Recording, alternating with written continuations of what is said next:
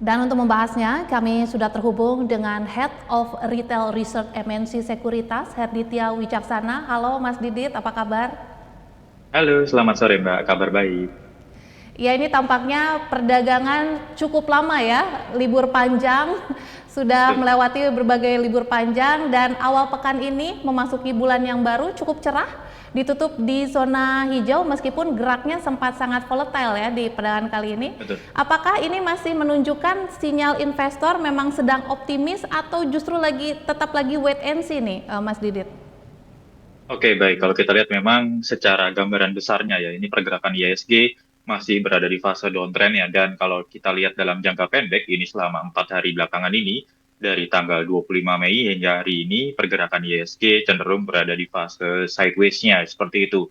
Dan kami melihat memang kecenderungannya nampaknya investor cenderung wait and see, di mana kalau kita perhatikan bersama, dari sisi globalnya, investor masih mencermati akan adanya perundingan antara AS dengan Iran, di mana saat ini masih terjadi perundingan tersebut, dan kemarin sempat terjadi beberapa serangan ya di Timur Tengah sendiri. Kemudian kalau kita lihat juga dari sisi nilai tukar rupiah, di mana hari ini nilai tukar rupiah ditutup menguat ya di area 17.873, dan ini belum mampu break dari area resistennya yang dapat kami perkirakan di area 17.930, 17.940-nya. Dan dari tempat sisi lainnya kami mencermati memang dengan adanya kemarin rebalancing dari MSCI yang berlaku per tanggal 1 Juni ya, di mana rebalancingnya berada di tanggal 29 Mei kemarin, kita lihat beberapa emiten konglomerasi yang sudah didepak dari konstituen MSCI sendiri bergerak menguat cukup signifikan hingga hari ini, di mana kalau kita lihat beberapa emiten konglomerasi ini juga mencatatkan auto reject atas di perdagangan kemarin di tanggal 29, dan hari ini juga masih kecenderungannya menguat.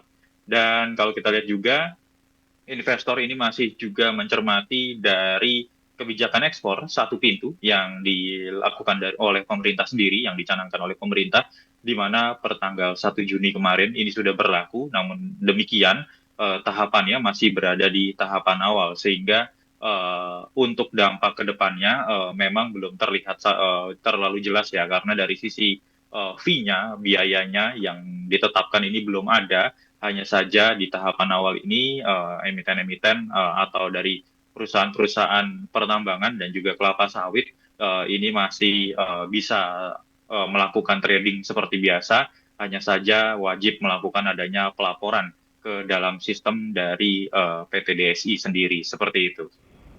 Ya, kalau misalnya kita melihat kebijakan ekspor satu pintu yang sudah ditetapkan masa transisinya sejak 1 Juni 2026, pada perdagangan kali ini memang sektor energi kita melihat menguat begitu ya, Betul. sementara sektor transportasi dan teknologi yang justru melemah ini.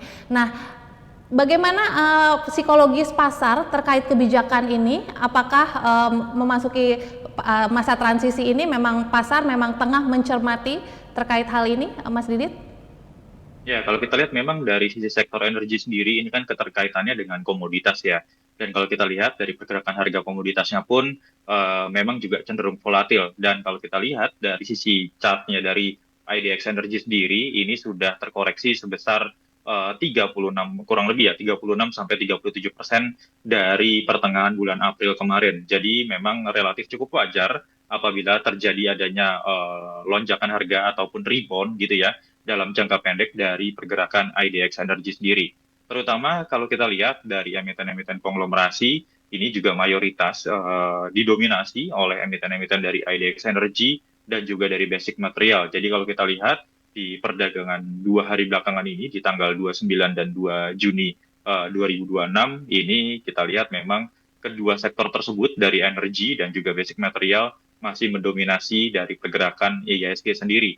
Dan kalau kita cermati juga, memang nampaknya ini terjadi rotasi ya, di mana sektor perbankan kemarin ini sempat melemah di akhir bulan Mei 2026, dan hari ini pergerakannya juga menguat, namun penguatannya juga tidak cenderung signifikan ya dibandingkan dengan sektor energi. Dan kalau kita bicara dari kebijakan ekspor satu pintu, dari investor sendiri ini juga masih mencermati bagaimana nanti implementasi ke depannya di awal tahun 2027 seperti itu ya, di mana memang akan diterapkan implementasi 100% untuk kebijakan ekspor satu pintu. Namun demikian kami melihat memang ada kelebihan dan kekurangan dari adanya implementasi kebijakan ekspor satu pintu ini. Di mana kalau seperti kita tadi telah cermati, kebijakan ekspor satu pintu ini akan menjadikan transparansi harga di ke depannya seperti itu ya. Namun demikian dengan belum adanya atau memang belum ditetapkannya berapa biaya atau fee yang akan ditetapkan ke depannya untuk kebijakan ekspor satu pintu ini investor juga masih cenderung mengamati apakah nanti dari kebijakan ini akan mempengaruhi seberapa besar bagi pendapatan atau revenue dari emiten-emiten yang dikenakan kebijakan ekspor satu pintu, terutama dari komoditas, terutama dari kelapa sawit dan juga pertambangan, seperti itu. Ya, terkait kekhawatiran tadi dengan potensi penerapan skema cost plus atau margin terbatas bagi eksportir ini, apakah sudah terlihat pasar sudah melakukan price in untuk skenario terburuk ini, Mas Didit? Kalau kita untuk melihat price in-nya nampaknya juga belum ya, karena ini masih masuk di tahapan awal, di 1 Juni ini baru mulai di tahapan awal. Jadi kalau untuk kita bicara price in juga kita belum bisa melihat hal tersebut, karena seperti yang telah kami katakan tadi, dari sisi biayanya, ini juga masih belum ditetapkan oleh pemerintah sendiri. Apakah biayanya nanti ini hanya mengambil dari biaya angkutnya saja atau keseluruhan dari biaya ekspornya, dikenakan sebesar berapa persen, ini kita juga masih belum melihat adanya biaya-biaya yang diterapkan seperti itu. Jadi kalau kita katakan untuk price in, nampaknya juga belum price in, hanya saja memang dengan diterapkannya kebijakan satu pintu kemarin, setelah diumumkan ini menjadi sedikit shock di market sendiri ya, terutama bagi emiten-emiten komoditas. Dan kalau kita lihat kemarin pergerakannya saat kebijakan ini dibicarakan dan dicanangkan seperti itu, beberapa emiten komoditas, terutama dari sisi batu bara dan kelapa sawit sendiri, ini pergerakannya cenderung terkoreksi, namun masih kecenderungan koreksinya dalam jangka pendek. Jadi kalau kita bicara price in, kami rasa ini belum untuk terjadi adanya price in pergerakan harga dari emiten-emiten komoditas tersebut, begitu. Ya, kalau kita melihat data ini kan menunjukkan emiten yang sudah punya hilirisasi begitu mungkin diuntungkan oleh adanya DSI. Tapi sementara untuk yang penambang tradisional begitu ini kan akan berada di bawah tekanan sentimen negatif tentunya. Nah, apakah saat ini adalah momen yang tepat nih untuk switching portfolio mungkin dari pemain komoditas murni ke pemain hilirisasi, atau justru valuasi pemain hilirisasinya sudah terlalu mahal nih Mas Didit? Oke, kalau kita lihat memang kebijakan ini menguntungkan dari sisi emiten-emiten yang sudah memiliki hilirisasi seperti itu ya, dan juga emiten-emiten yang memiliki DMO yang cukup besar dari dalam negerinya. Kalau kita ambil contoh seperti Antam dan PTBA begitu ya, ini kecenderungannya masih kecenderungan akan diuntungkan ke depannya karena ekspornya tidak begitu tinggi. Namun demikian, kalau misalnya emiten-emiten dengan ekspor yang kecenderungannya tinggi begitu ya, ini nampaknya masih akan dilakukan kecenderungannya investor akan mencermati seberapa besar nanti pengaruh yang terjadi. Apakah margin cost-nya juga akan cenderung membengkak dengan adanya fee yang akan nantinya akan ditetapkan oleh PT DSI atau seperti apa ke depannya. Karena kalau bicara tentang fee yang belum menunjukkan adanya kepastian, ini juga kita juga belum bisa bicara lebih jauh. Namun demikian, apabila untuk switching, saat ini nampaknya emiten-emiten energi dan komoditas sendiri pergerakannya juga masih cenderung baik begitu ya, meskipun sedikit volatil dalam jangka pendeknya. Namun demikian kita sambil mencermati ke depannya seperti apa, apakah ini akan menguntungkan, benar-benar menguntungkan bagi hilirisasi dan DMO-nya yang cukup tinggi, atau akan cenderung merugikan dari emiten-emiten dengan ekspor yang tinggi. Dan apabila merugikan, ini seberapa besar merugikannya. Jadi kita sebagai investor juga masih mencermati beberapa hal tersebut, terutama dari sisi biaya yang akan dikenakan, seperti itu. Ya, dengan adanya ketidakpastian kebijakan hingga akhir tahun tampaknya ini, apa saran taktisnya nih Mas Didit untuk investor yang khususnya saat ini mungkin masih memegang saham-saham batubara atau CPO?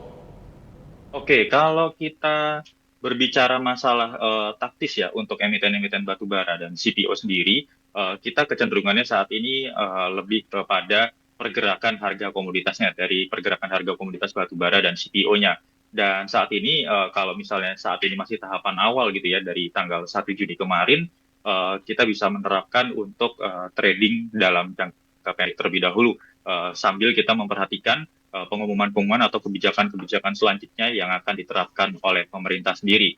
Dan kalau kita lihat, memang untuk emiten komoditas ini apa namanya, korelasinya ini kecenderungannya cukup tinggi dengan harga komoditas globalnya. Jadi paling tidak dari sisi harga komoditas global dan juga kebijakan pemerintah yang nantinya akan diterapkan secara bertahap, ini investor juga harus memperhatikan hal-hal ini. Jadi sampai saat ini mungkin kemungkinan besarnya adalah kita bisa untuk trading dalam jangka pendek hingga menengah terlebih dahulu, begitu. Ya, mengawali bulan ini kan IHSG cukup perkasa begitu ya Mas Didi, tapi kalau misalnya kita Betul. melihat big picture ekonomi kita nih di pertengahan tahun, apa yang mesti diwaspadai sepanjang perdagangan pekan ini sampai ke depannya? Oke, kalau kita lihat memang tadi sudah ada rilis inflasi ya, dan inflasi kita kecenderungannya naik dari 2,42 menjadi 3,08 secara tahunan.